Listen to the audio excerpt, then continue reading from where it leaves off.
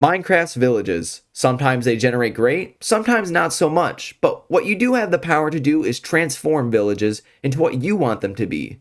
By planning and designing villages, your Minecraft world will be a greater reflection of you. When I transform villages, the first thing I consider is the geography of the village and the amount of terraforming work I'll need to do.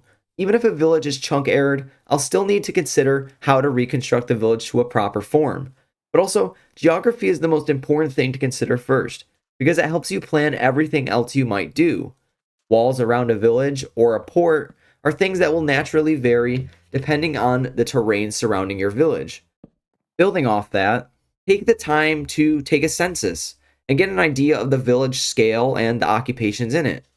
Maybe a village you're working on, you have a specific role in mind for it, and thus you want a greater number of specific occupation villagers. For the villages of the Soul-Soak culture, I'd like to increase the cleric concentration, since the domain that rules over them is an eternalist theocracy. Taking a census is also important for creating self-sustaining villages. I ideally always like to make sure that a village has at least 15 to 20 villagers, and no less than one farmer villager to create a food production chain. I mean, that's the basis of civilization in our world. Food surplus allows for the specialization of labor. You could, of course, apply this idea in reverse to show a village in stagnation or even decline, like what would eventually happen to the village of Old Ubel. And personally, I love using game mechanics to tell your own story for your world in a way that is as unique as the way you interpret those mechanics.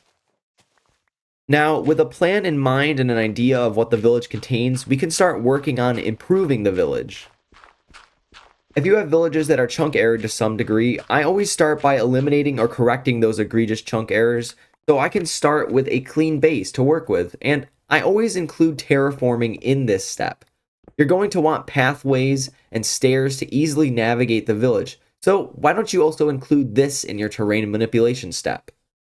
And, well, the next step is major infrastructure, walls, or some sort of defenses around your village.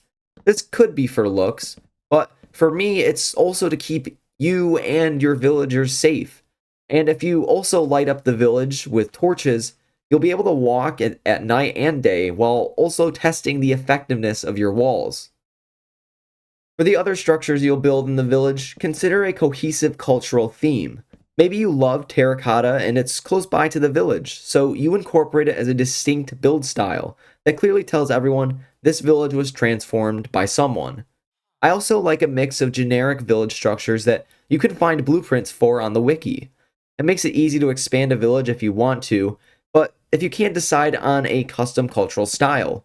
But always remember that you should experiment with different blocks and different palettes to come up with something that's totally unique for whatever village you're working on.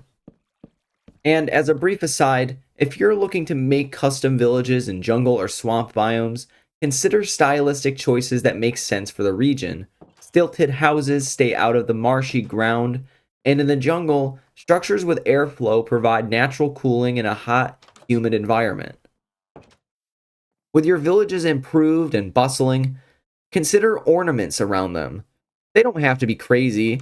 Maybe it's a library to store your books, or maybe it's a flagpole with the village banner.